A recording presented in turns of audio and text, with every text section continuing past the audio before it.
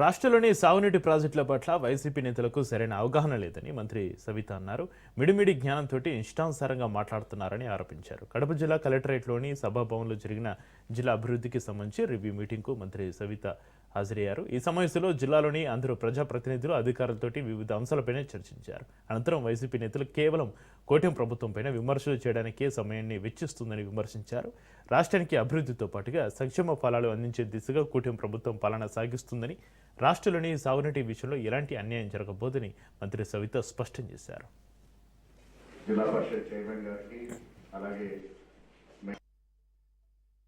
మరి ఈరోజు DRC meeting జరుగుతోంది.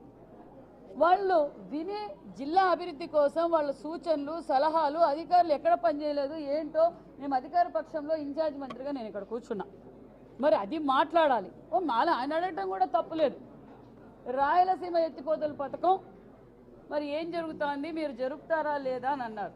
నిమ్మల రామానాయుడు గారు రాయలసీమ పథకం వృధా అని అన్నారు అని అవినాష్ రెడ్డి గారు చెప్తున్నారు. నిమ్మల రామానాయుడు గారు రాయలసీమ ఎత్తిపోతల పథకం వృధా అని చెప్పలేదు. క్లారిటీగా ఉంది.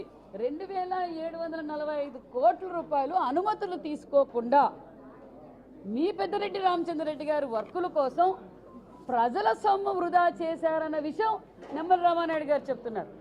మరి 2020లోనే ఆగిపోయింది. మరి ఎవరున్నారని ఆయన్ని అడిగాము.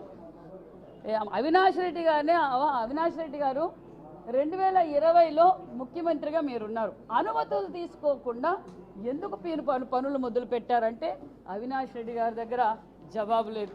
మరి అదే ఫారెస్ట్ మినిస్టర్గా పనిచేస్తున్నాం. పిఎల్ఆర్ కంపెనీ రాష్ట్రంలో ఎక్కువగా వర్కులు చేసిన వ్యక్తి ఎవరంటే పెద్దిరెడ్డి రామచంద్రరెడ్డి గారు. మరి పెద్దిరెడ్డి రామచంద్రరెడ్డి ఫారెస్ట్ మినిస్టర్గా ఉన్నారు. ఆయనకు ఫారెస్ట్ డిపార్ట్మెంట్లో పర్మిషన్లు తీసుకోలేదు, ఎన్జిటిలో పర్మిషన్ తీసుకోలేదు. మరి ఎవరు ఆపారు? అవినాష్ రెడ్డి గారు. కూటమి ప్రభుత్వం బురద జల్లుతున్నారు. మీరు చేసేకి చేత కాక ఈరోజు కూటమి ప్రభుత్వం పైన చంద్రబాబు నాయుడు గారి పైన మీరు దుష్ప్రచారం చేస్తున్నారు.